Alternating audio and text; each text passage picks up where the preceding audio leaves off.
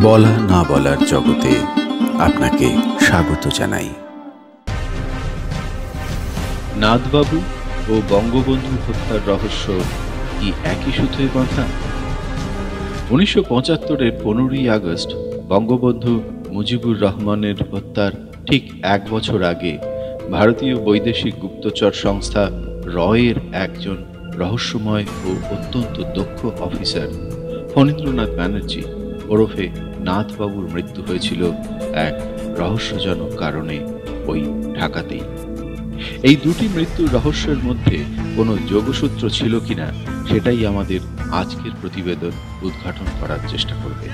হত্যা করা হয়েছে তার তদন্ত করতে হবে।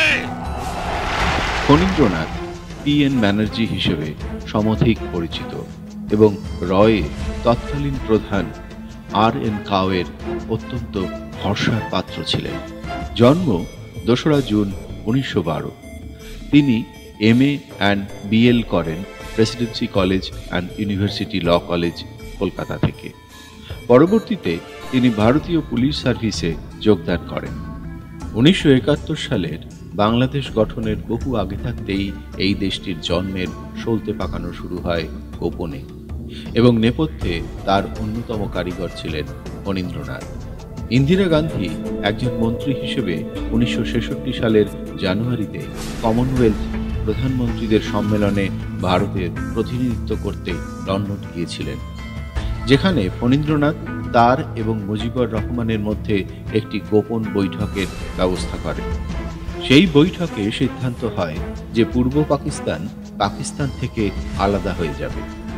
এরপরেও বিভিন্ন জায়গায় মুজিবের সাথে ভারতের বিভিন্ন গোয়েন্দা অফিসার ও রাজনৈতিক নেতাদের গোপনে আলাপ আলোচনা চলতে থাকে। 1971 সালে PN ব্যানার্জি সরাসরি ঢাকা থেকে অপারেশন পরিচালনা করেছিলেন এবং কাউকে সরাসরি রিপোর্ট করতেন। তিনি স্পষ্টভাবে বলেছিলেন যে শেখ মুজিবকে ক্ষমতা হস্তান্তর করার ক্ষেত্রে পাকিস্তান কেবল বিদ্বেষী ছিল না, তারা বাংলাদেশের অভ্যন্তরে একটি সামরিক অভিযান চালানোর জন্য পাকিস্তানি সৈন্যবাহিনীকে প্রস্তুত করছিল। তিনি বার্তা পাঠাতে থাকেন যে কোনো মূল্যে পাকিস্তানি সেনাবাহিনীকে অপারেশন সার্চলাইট শুরু করা থেকে বিরত রাখতে এবং বস্তুগত ও নৈতিক সাহায্য চান, কারণ তিনি ধীরে ধীরে বাংলাদেশে পাকিস্তানিদের সৈন্য ও অস্ত্র পাঠানোর পরিমাণ সম্পর্কে সচেতন হয়ে উঠেছিলেন। এতৎসত্ত্বেও 1971 সালের 25শে মার্চ পাকিস্তানি সেনাবাহিনী অপারেশন সার্চলাইট শুরু করে এবং 9 মাসের মধ্যে প্রায় 30 লক্ষ বাঙালিকে নির্মমভাবে হত্যা করে। ওই বছরের 10ই এপ্রিলের মধ্যে বাংলাদেশের অস্থায়ী সরকার গঠিত হয় এবং সেই সরকারের সঙ্গে রয়ের যোগসূত্র ছিলেন PN ব্যানার্জি। বাংলাদেশিদের কাছে তিনি পরিচিত ছিলেন নাথবাবু নামে। ভারতীয় সেনাবাহিনী, বাংলাদেশ অস্থায়ী সরকার এবং মুক্তিবাহিনীর নেতৃত্বকে একটি যৌথ বাহিনী হিসেবে কাজ করার জন্য সংগঠিত করেন। এটি একটি কঠিন কাজ ছিল, কারণ ভারতীয় গোয়েন্দা অপারেটিভরা আগে কখনো এমন পরিস্থিতির মুখোমুখি হয়নি। নাথবাবুর অদৃশ্য সহযোগীরা ছদ্মবেশে কখনো রিক্সাওয়ালা বা ডাব বিক্রেতা, এমনকি অভিজাত ক্লাবের ওয়েটার বা সরকারি দপ্তরের পিয়ন হিসেবে বিচরণ করত। এদের মাধ্যমে প্রতি মুহূর্তে পাকিস্তান সরকারের অভ্যন্তরে কি গোপন পরামর্শ হচ্ছে তার খবর সঙ্গে সঙ্গে পেয়ে যেতেন, যা ভারতীয় সেনাবাহিনীকে পরবর্তীকালে বাংলাদেশে চূড়ান্ত অপারেশন চালাতে ভীষণভাবে সাহায্য করে।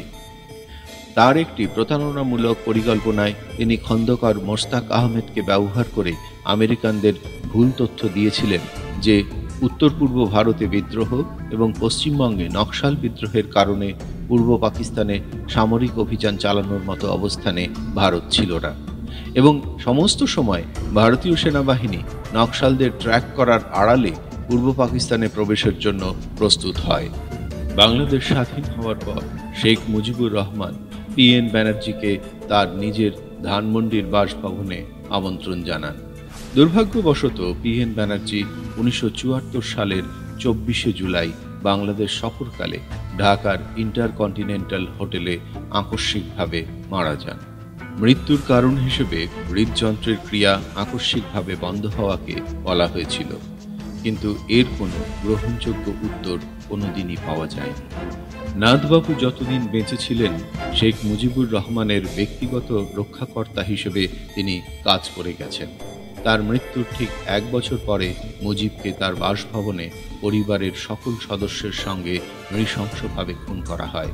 মুজিবকে সরিয়ে দেওয়ার এই যে ষড়যন্ত্র, তার মাঝে PN ব্যানার্জি সম্ভবত কাঁটা হিসেবে কাজ করতেন।